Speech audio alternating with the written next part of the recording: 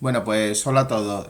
Hoy vamos a ver la teoría de repulsión de electrones de la capa de valencia, RPCV, que consiste en obtener la geometría de la molécula, pues tal como hicimos, ¿no?, en las preguntas anteriores, con los orbitales híbridos y todo eso, pero de una forma un poquito, digamos, más mecánica. Es decir, siguiendo un esquema en el que a lo mejor no es tan profundo como el otro, pero sí mucho más sencillo de obtener la geometría de la molécula. Es decir, que no es que vayamos a ver nada nuevo, sino que lo vamos a ver de una forma más mecánica, ¿vale? Más fácil para vosotros. Bueno, el tema es que se basa esta teoría de repulsión de los electrones de la capa de valencia en tres principios. Vamos a verlo cuáles son. El primero dice que tanto los pares de electrones que forman enlaces como los que estén solitarios, es decir, que no formen enlaces, se sitúan entre sí lo más lejos posible. Es decir, que digamos que se huyen entre sí, claro, pues hay una repulsión entre ellas porque tienen carga negativa y lo que hacen es ponerse dentro del alrededor del átomo central, pero lo más alejado posible entre ellos.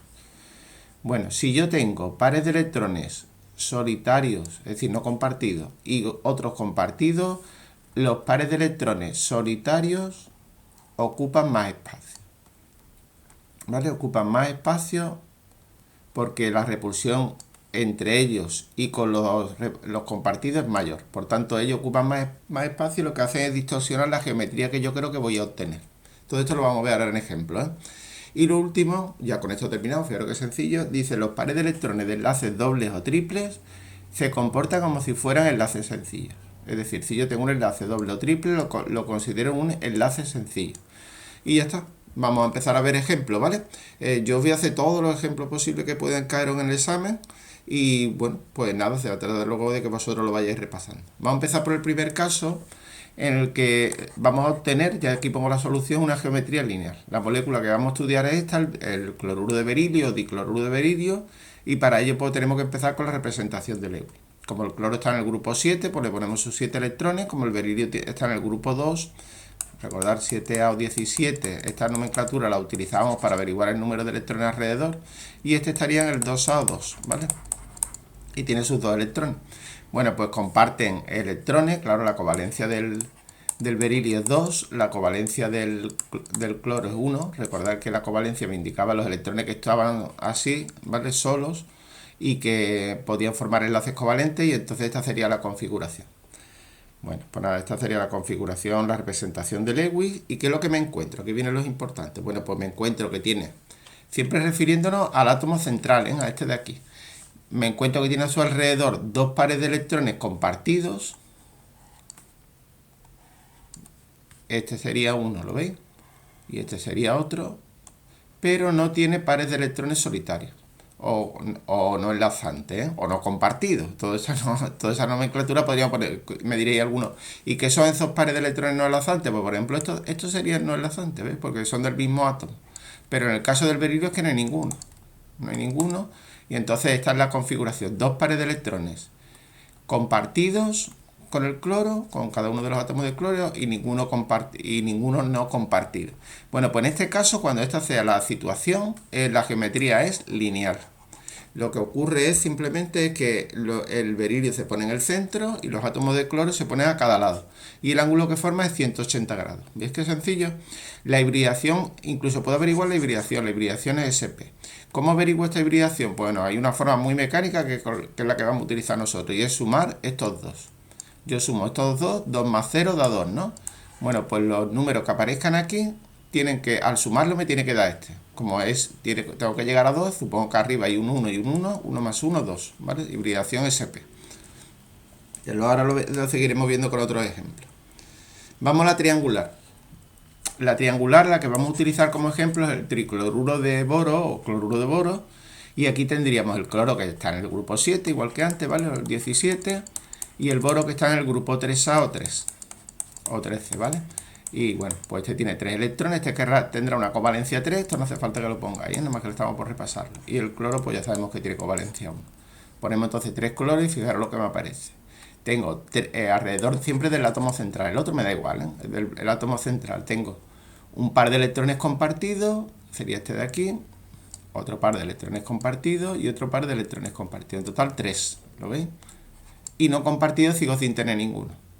Entonces, cuando esto ocurre, 3 compartidos y ninguno compartido, la geometría es triangular. y se dispone lo más alejado posible, pues formando un triángulo, ¿vale? ¿Lo veis? Formando un triángulo y el ángulo pues será de 120 grados. ¿Cómo sería la hibridación? Pues sumo los dos, 3 más 0, 3. Pues entonces la suma de estos dos me tiene que dar 3. Siempre cambiando el número de P, ¿eh? Ya ese no puedo cambiarlo, pues sería SP2. 1 más 2, 3. ¿Veis qué fácil? Y así no tienes ni que pensar qué pone. Vamos al siguiente, que sería la geometría tetraédrica, ¿vale? La geometría tetraédrica, para estudiarlo vamos a utilizar el metano, CH4. Bueno, pues entonces ponemos el carbono, está en el grupo 4A o 14, tiene 4 electrones a su alrededor, ¿lo veis? Tiene covalencia 4. Y el hidrógeno, pues tiene covalencia 1, nada más que tiene un electrón solo. Y entonces pues lo ponemos así, en la representación de Lewis. Vamos a mirar el carbono. El carbono me encuentro que tiene a su alrededor nada más y nada menos que 4 pares de electrones enlazantes, ¿vale? Que lo une a hidrógenos. 1, 2, 3, 4. Pero no tiene ninguno enlazante. Me diré, ¿nunca van a aparecer? Bueno, sí van a aparecer, ¿eh? Ahora lo veremos. Pues entonces sería geometría tetraédrica en este caso, porque tienen que estar lo más alejado posible, y esta es su configuración, muy famosa, ¿vale? La del metano, con un ángulo de 109,5 grados, que yo os animo a que lo estudiéis y lo aprendáis de memoria, y que es simplemente el carbono en el centro y los hidrógenos apuntando a los vértices de un tetraedro. La hibridación SP3. ¿Por qué? Pues porque 4 más 0 da 4, entonces necesito llegar hasta 4. Como la S siempre es 1, pues P3, ¿vale? SP3. Otra forma de averiguarlo sería recordando los orbitales híbridos que tuvieran esta distribución. Pues yo creo que, como yo lo digo, mucho más sencillo, ¿eh? No tienes que pensar nada. Y vamos a pasar ya a los casos un poquito más complejos. Geometría pirámide triangular. Para esta, la más famosa es la molécula que tiene esta geometría y que es más famosa es el amoníaco del argon, ¿vale? El amoníaco está en el grupo 5A o 15 y tiene 5 electrones a su alrededor. ¿Lo veis? 1, 2, 3, 4, 5. Y el hidrógeno está en el grupo 1A. Bueno, 1A1, bueno, ya sabemos que tiene un electrón solo, ¿vale? Covalencia 3, ¿lo veis? Y covalencia 1. Y cuando yo lo uno, pero como este tiene 3, necesito 3 hidrógenos, me quedaría así. Pero fijaros en esto de aquí arriba, ¿eh? Bueno, pues entonces me encuentro que el nitrógeno tiene 3 pares de electrones compartidos, 1, 2 y 3 con los hidrógenos, pero ya sí que tiene un par de electrones no compartidos o no enlazantes o solitarios, que sería el que estoy marcando. Bueno, cuando esto ocurre, la geometría en principio debería ser tetraédrica. No sé si la estáis viendo ya, es tetraédrica. Pero uno de los vértices está ocupado por este par de electrones solitarios, que lo tenéis aquí. ¿Qué es lo que me dice la segunda norma? Pues la segunda regla de nuestro estudio me dice que el carácter repulsivo de estos pares de electrones solitarios es mayor, ¿vale?, que la de los pares compartidos. Ocupan más espacio y distorsionan la geometría. Y eso es lo que nos va a ocurrir. Es decir, este va a ocupar más espacio que los demás y los demás, digamos, que hacen así, se tienen que ir un poquito para abajo para dejarle espacio. Y al hacer eso, pues el ángulo cambia. ¿Veis que el ángulo es diferente? Y además, en realidad, la molécula aparecería sin nada aquí arriba. Es decir, esto sería así una pirámide. Os tenéis que imaginar una pirámide con el nitrógeno arriba. Y una pirámide, ¿por qué es triangular? Porque abajo tenemos un triángulo, ¿vale? Por tanto, es una pirámide triangular y hay que indicar que el par de electrones no enlazantes distorsionan la molécula, generando una repulsión con los pares de enlazantes porque ocupa un espacio mayor y ya está. Con eso ya estaría explicado. Hibridación, la misma de antes, ¿vale? 3 más 1, 4, pues entonces SP3. Y pasamos a la siguiente, a la geometría angular, que sería así, H2O, y que sería el oxígeno que está en el grupo 6A o 16, ¿vale? Tiene 6 electrones, lo veis, y el hidrógeno que tiene 1. Por tanto, lo que nos encontramos sería esta molécula, que es la molécula de agua, ¿vale? Y aquí fijaros el oxígeno, siempre la tomo central, por favor. Nos encontramos que tiene 2 pares de electrones enlazantes, lo estoy marcando con los 2 hidrógenos, pero tiene ahora 2 pares de electrones no compartidos, que sería este de aquí arriba y este de aquí abajo. Bueno, por tanto, la geometría en principio debería ser tetraédrica, pero claro, 2 de los vértices están ocupados por estos 2 que ya hemos dicho que empujan y distorsionan la molécula, dando lugar a que el ángulo sea mucho menor de 109,5 grados. Bueno, mucho menor, un poquito menos, creo recordar que era 104,5. No se os va a pedir el dato, además no lo recomiendo porque si yo cambio oxígeno por otro ya cambia el ángulo. Entonces simplemente ponéis que es menor de 109,5 grados, dando a entender que se ha distorsionado la molécula. Y ponéis la frase: los pares de electrones no enlazantes distorsionan la geometría de la molécula al generar una repulsión con los pares de electrones enlazantes porque ocupan un espacio mayor, ¿vale?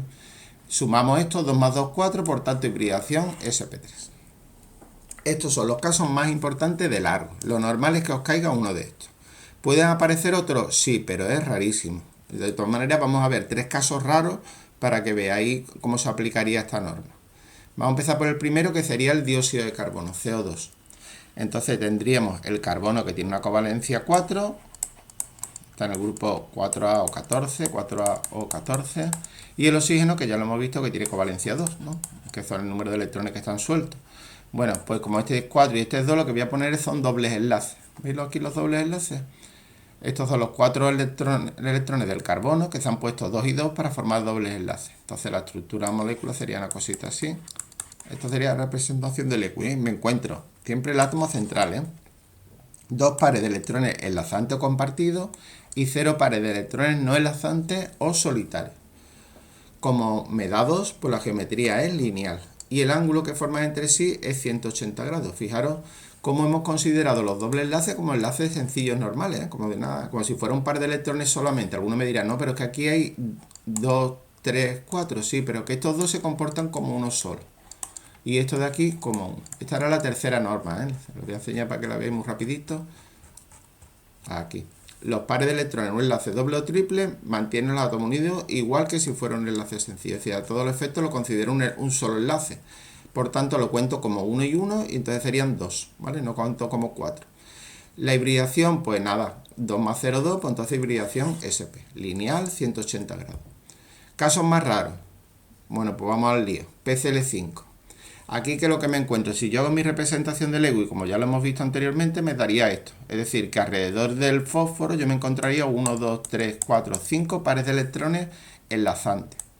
Cuando eso ocurre, la geometría es de tipo bipirámide, fijaros, bipirámide, 2 pirámides, trigonal. Trigonal porque es triangular, también que se podría poner aquí triangular, ¿eh? Sería el fósforo en el centro, dentro del mismo plano estaría así, para que vosotros lo veáis mejor. Estarían los 3 cloros, este y este, formando entre sí ángulos de 120 grados. Y ahora para arriba y para abajo irían 2 cloros formando un ángulo de 90 grados. Total, que tendríamos 2 pirámides, una así invertida hacia abajo y otra hacia arriba, ¿vale? La hibridación sería ese P3D. Yo no creo que os lo pregunten esto, pero bueno, lo estoy poniendo simplemente para que veáis casos extremos, ¿eh? Y el último, que sería el SF6, el hexafluoruro de azufre, que si lo represento, pues tendríamos 6 pares de electrones enlazantes o compartidos, que eso no nos ha pasado hasta ahora, y entonces la disposición es octaédrica. ¿Qué consiste en un octaedro? Pues lo mismo que antes de este de aquí, pero en vez de tener en el plano 3 átomos, tengo 4. En este caso 4 átomos de flúor, ¿vale? Sería así. Y luego hacia arriba o hacia abajo me encontraría con un átomo de flúor y abajo otro átomo de flúor. Esta disposición es octaédrica. Y la hibridación, que no la vamos a hablar mucho de ella para no liarnos, pues sería SP3D2. De largo, una de las preguntas más importantes del tema, cae seguro en todos los exámenes y os lo tenéis que preparar muy bien. Repasarlo, hacerlo vosotros y comprobar que os sale.